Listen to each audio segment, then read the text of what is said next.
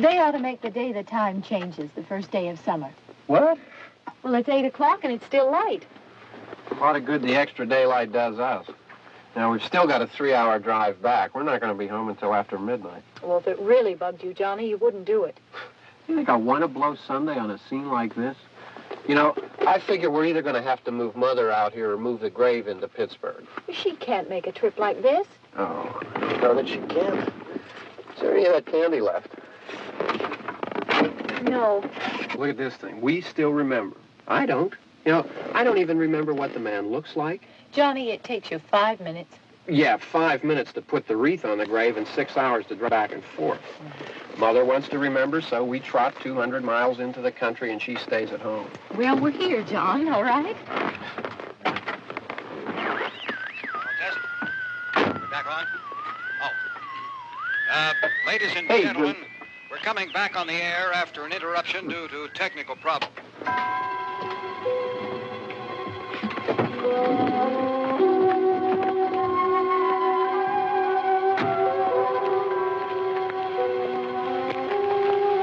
There's nothing wrong with the radio. Must have been the station. Which row is it in?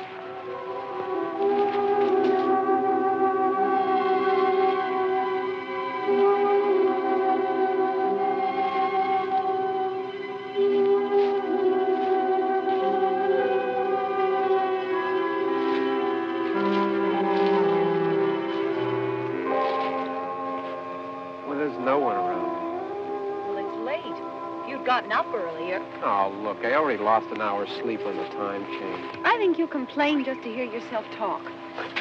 There it is.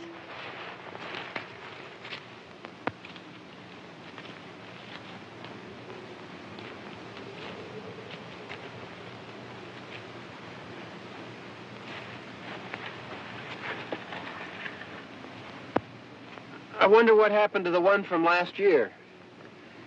Each year we spend good money on these things. We come out here and the one from last year's gone. Well, the flowers die and the caretaker or somebody takes them away. Yeah, a little spit and polish. You can clean this up. Sell it next year. Wonder how many times we bought the same one.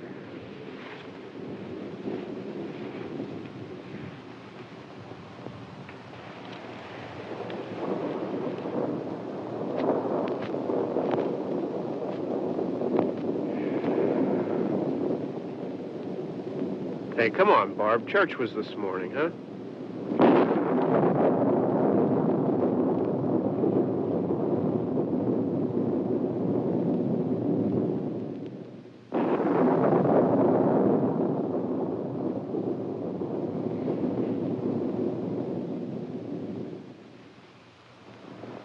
Hey, I mean, praying's for church, huh?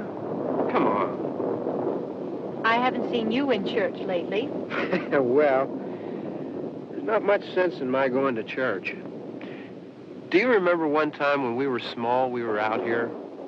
It was from right over there. I jumped out at you from behind the tree, and Grandpa got all excited, and he shook his fist at me, and he said, "Boy, you be damned to hell." Remember that? Right over there. Well, you used to really be scared here. Johnny, You're still afraid. stop it now. I mean it. They're coming to get you, Barbara.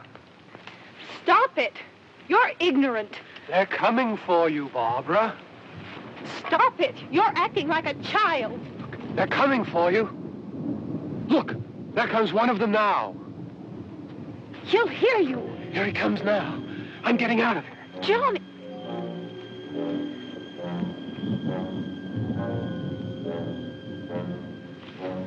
Oh! No! No! Johnny! Help me!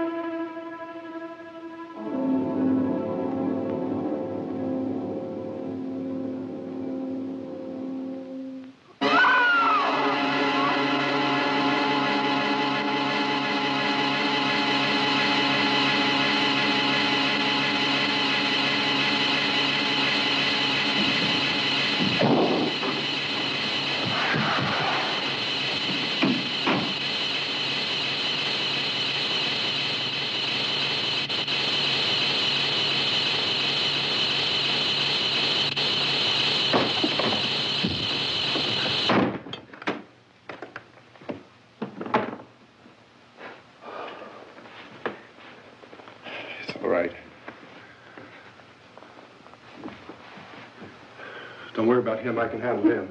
Probably be a lot more of them as soon as they find out about us. The truck is out of gas. This pump out here is locked. Is there a key?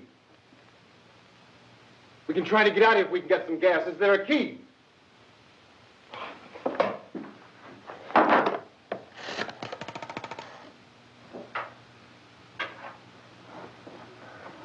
suppose you've tried this.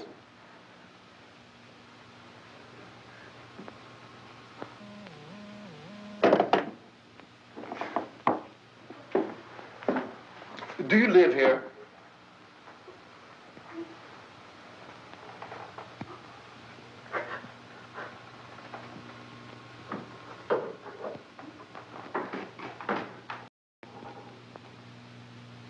Jesus.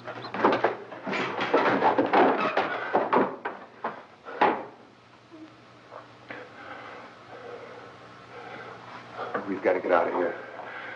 We have to get to where there's some other people. Maybe we better take some food. I'll see if I can find some food.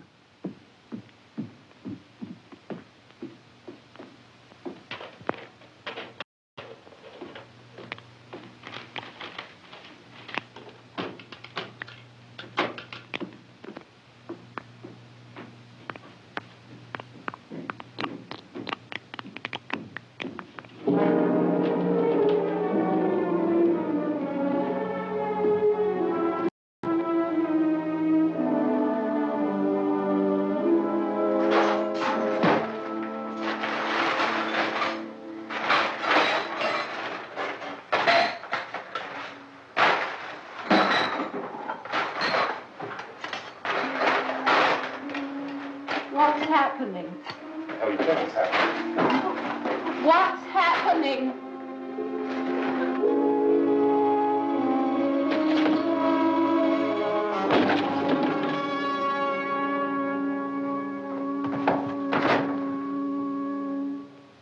Two of them.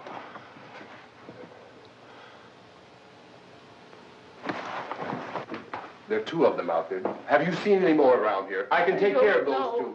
I don't I know you're afraid, but we have to... I don't know! I don't know! What's happening?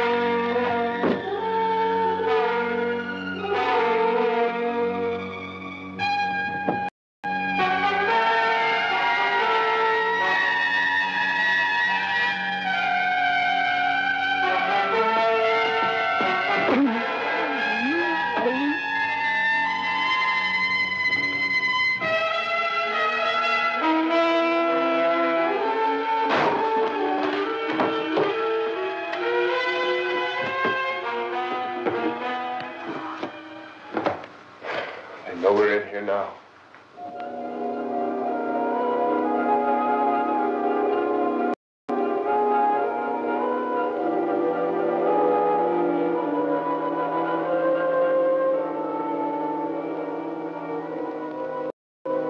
Don't look at it.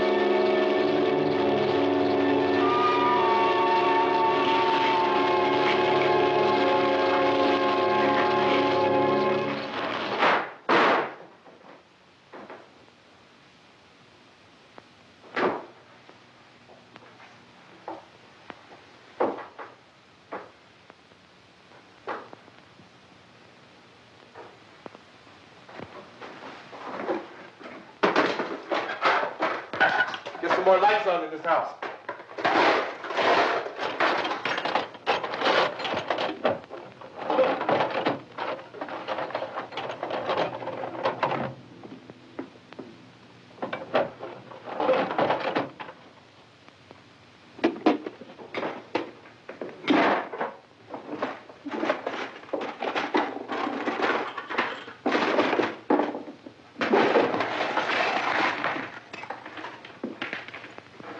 Why don't you see if you can find some wood, some board, something there by the fireplace, something we can nail this place up.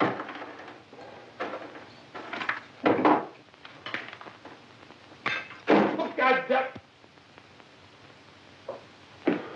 Look, I know you're afraid. I'm afraid too. But we have to try to board the house up together. Now, I'm going to board up the windows and the doors. Do you understand? We'll be all right here. We'll be all right here until someone comes to rescue us. But we'll have to work together. You'll have to help me.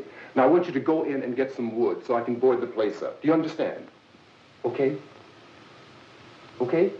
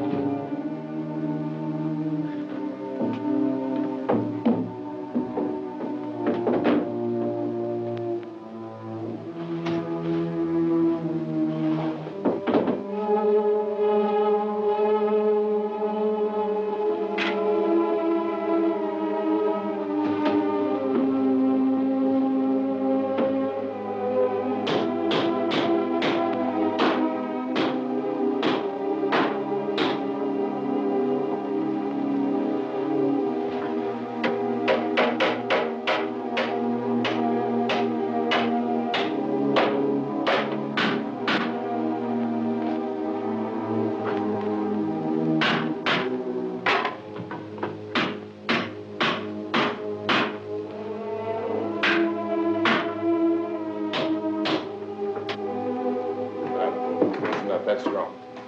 Here, I want you to pick out some nails. Pick out the biggest ones you can find.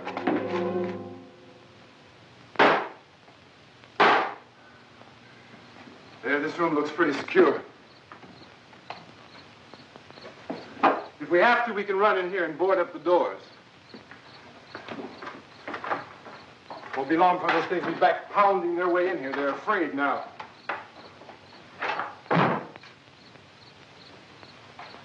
They're afraid of fire. I found that out.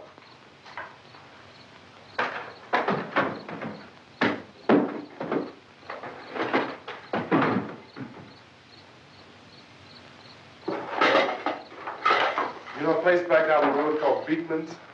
Beekman's Diner?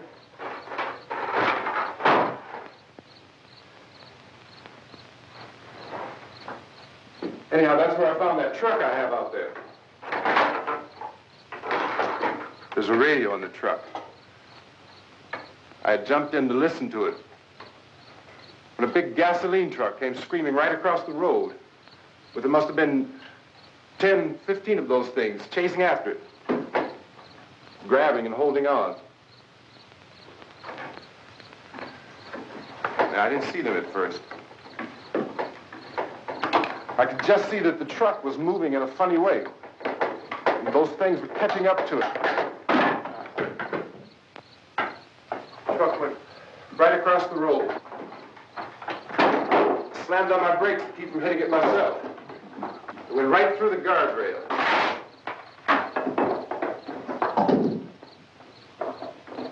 I guess the driver must have cut off the road into that gas station by Beekman's Diner. It went right through the billboard, ripped over a gas pump, and never stopped moving. By now, it was like a moving bonfire. Didn't know if the truck was going to explode or what. Still hear the man screaming.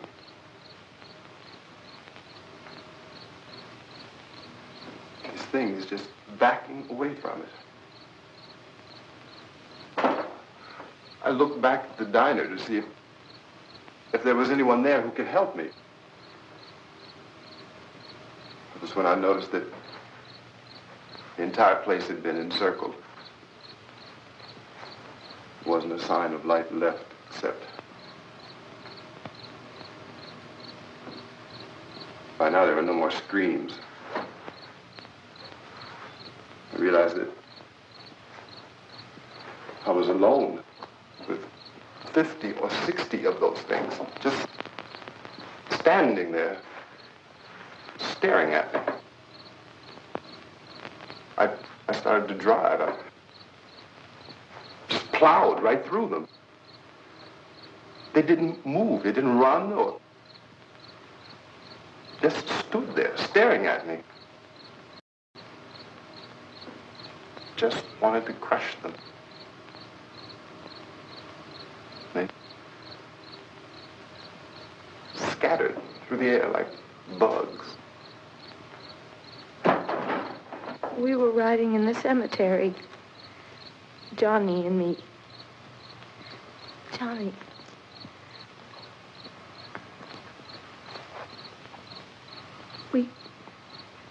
We came to put a wreath on my father's grave. Johnny, and he said, "Can I have some candy, Barbara?" We didn't have any. And, oh, it's hot in here. Hot.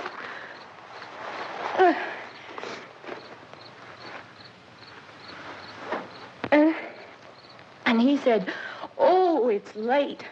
Why did we start so late?" And I said, "Johnny, if you'd gotten up earlier, we wouldn't be late." Johnny asked me if I were afraid. And I said, "I'm not afraid, Johnny." And then this man started walking up the road. He came slowly, and Johnny kept teasing me and saying, He's coming to get you, Barbara. And I laughed at him and said, Johnny, stop it. And then Johnny ran away. And I went up to this man, and I was going to apologize. Why don't you just keep calm? And I looked up, and I said, Goody. And he grabbed me. He grabbed me, and he ripped at me. He held me, and he ripped at my clothes. I think you should just calm down. Oh, I screamed, Johnny! Johnny, help me! Oh, help me! And he wouldn't let me go. He ripped. And then Johnny came and he ran and he fought this man. And I got so afraid. I ran.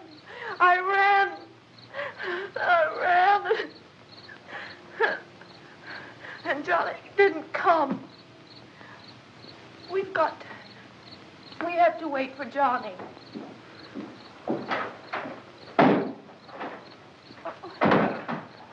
Maybe we better go out and get him. We have to go out and get Johnny. He's out there. Please, don't you hear me? We've got to go out and get him. Please, we have got to go get Johnny. Please help me. Please. Don't you know what's going on out there? This is no Sunday school picnic. Don't you understand? My brother is alone. Your brother is dead. No, my brother is not dead. Oh. Oh.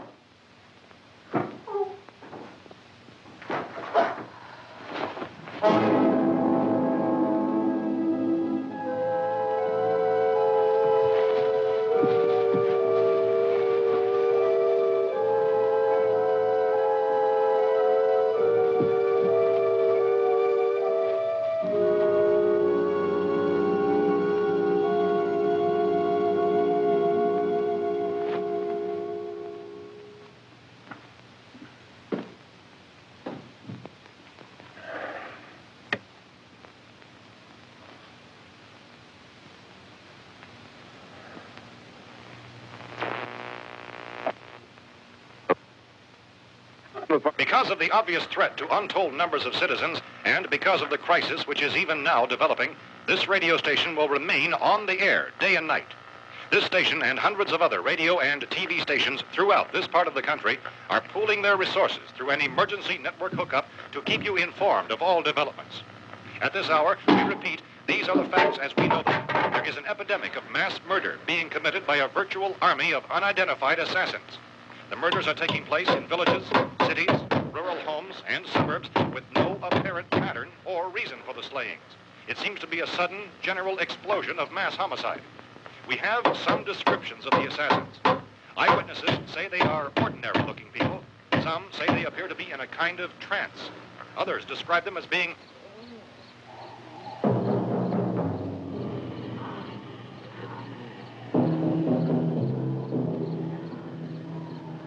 So, at this point, there is no really authentic way for us to say who or what to look for and guard yourself against. Misshapen monsters. Reaction of law enforcement officials is one of complete bewilderment at this hour. So far, we have been unable to determine that any kind of organized investigation as yet as this crisis develops further. Thousands of office and factory workers are being urged to stay at their places of employment, not to make any attempt to get to their homes. However, in spite of this urging and warning, streets and highways are packed with frantic people trying to reach their families or apparently to flee just anywhere. We repeat, the safest course of action at this time is simply to stay where you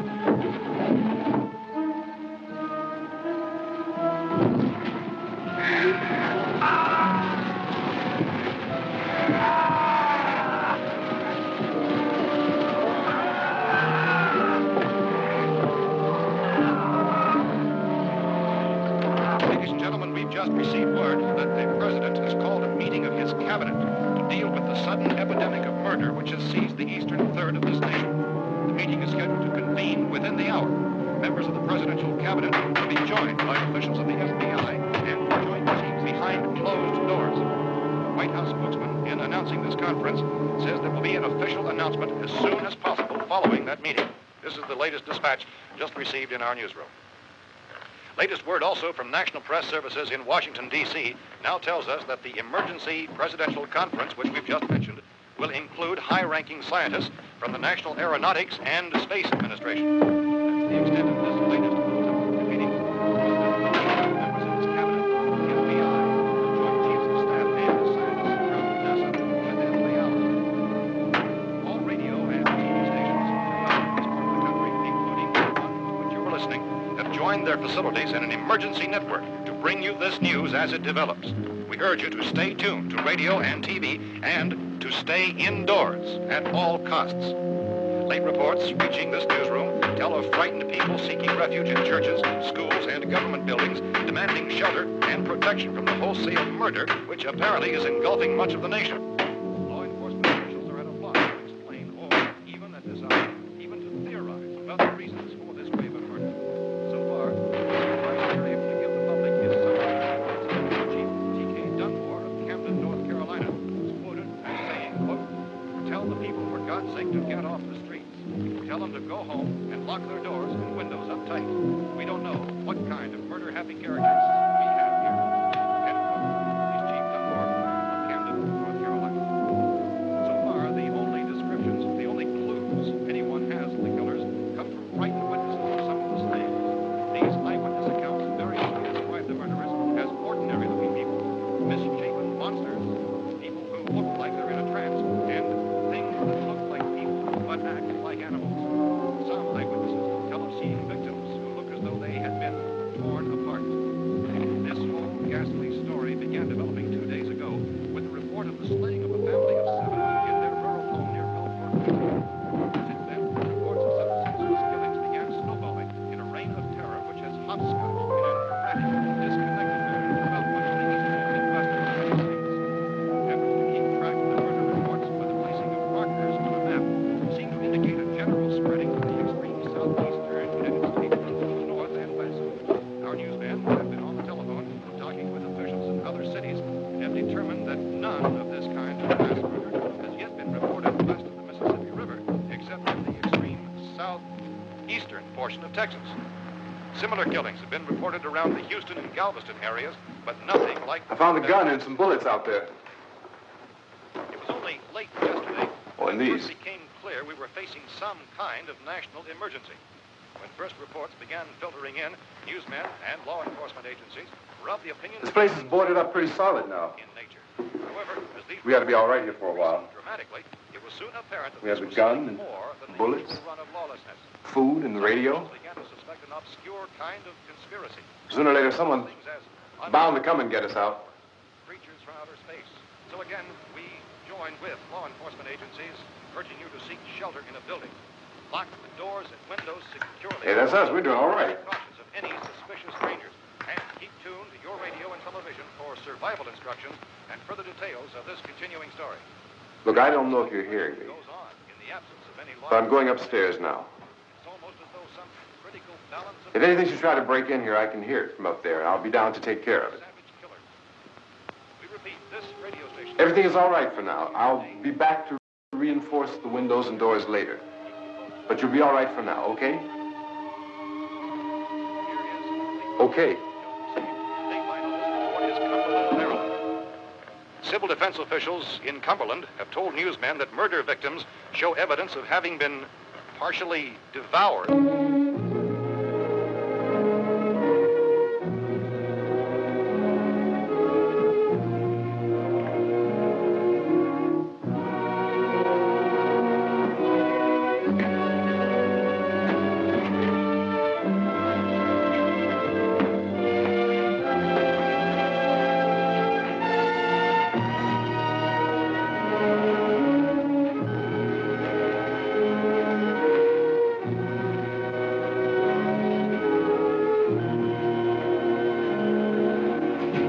Consistent reports from witnesses to the effect that people who acted as though they were in a kind of trance were killing and eating their victims prompted authorities to examine the bodies of some of the victims. Medical authorities in Cumberland have concluded that in all cases, the killers are eating the flesh of the people they murdered. Repeating this latest bulletin just received moments ago from Cumberland, Maryland, civil defense authorities have told newsmen that murder victims show evidence of having been partially devoured by their murderers. Medical examination of victims' bodies shows conclusively that the killers are eating the flesh of the people they kill. And so this incredible story becomes more ghastly with each report. It's difficult to imagine such a thing actually happening, but these are the reports we have been receiving and passing on to you, reports which have been verified as completely as is possible in this confused situation.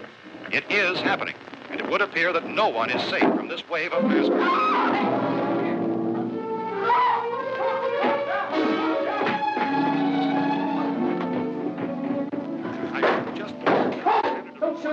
We're from town. A radio. County, Pennsylvania. The Butler County Sheriff is verified by their slayers is true. No further details available at this time. However, How long you guys been down there? I could use some help up here. That's the cellar. It's the safest place. You mean you didn't hear the racket we were making up here? How were we supposed to know what was going on? Could have been those things for all we knew. That girl was screaming. Sure, you must know what a girl screaming sounds like. Those things don't make any noise. Anybody would know somebody ever needed help. Look, it's kind of hard to hear what's going on from down there. We thought we could hear screams, but for all we knew, that could have meant those things were in the house afterward. And you wouldn't come up and help? Well, if there were more... The racket sounded like the place was being ripped apart. How were we supposed to know what was going on? Now, wait a minute. You just got finished saying you couldn't hear from down there. Now you say it sounded like the place was being ripped apart. It would be nice if you get your story straight, man. All right, now you tell me. I'm not going to take that kind of a chance when we got a safe place. We luck into a safe place, and you're telling us we got to risk our lives just because somebody might need help, huh? Yeah, something like that. All right, why don't we settle this? Look, mister, we came up. Okay, we're here. Now I suggest we all go back downstairs before any of those things find out we're in here. They can't get in here. You got the whole place boarded up? Yeah, most of it. All but a few spots upstairs. They won't be hard to fix. You're insane. The cellar's the safest place. I'm telling you, they can't get in here. And I'm telling you, those things turned over our car. We were damn lucky to get away at all. Now you tell me those things can't get through this lousy pile of wood? His wife and kids downstairs. Kids hurt. Well, I still think we're better off up here.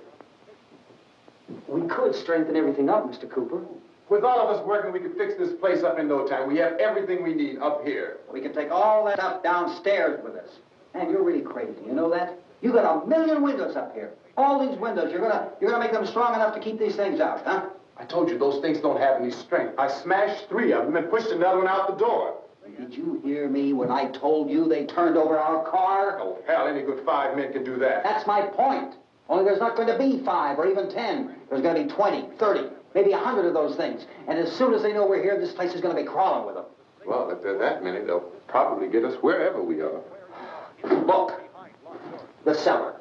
The cellar, there's only one door, right? Just one door, that's all we have to protect. Tom and I fixed it so it locks and boards from the inside. But up here, all these windows, why, we'd never know where they were going to hit us next. You got a point, Mr. Cooper. But down in the cellar, there's no place to run to. I mean, if they did get in, there'd be no back exit. We'd be done for. We can get out of here if we have to. And we got windows to see what's going on outside. But down there with no windows, if a rescue party did come, we wouldn't even know it. But the cellar is the strongest place. The cellar is a death trap. I don't know, Mr. Cooper. I think he's right. You know how many's out there? I don't know. Maybe 6 or 7. Look, you two can do whatever you like. I'm going back down to the cellar, and you better decide. Because I'm going to board up that door, and I'm not going to unlock it again no matter what happens.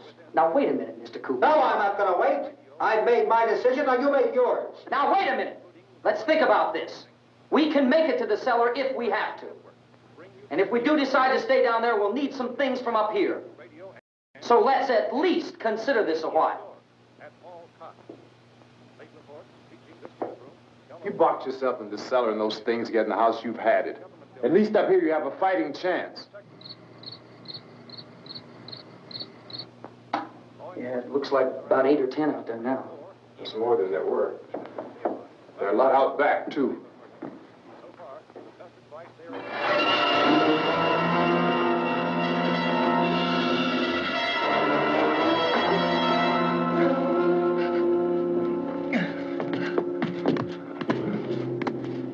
Night.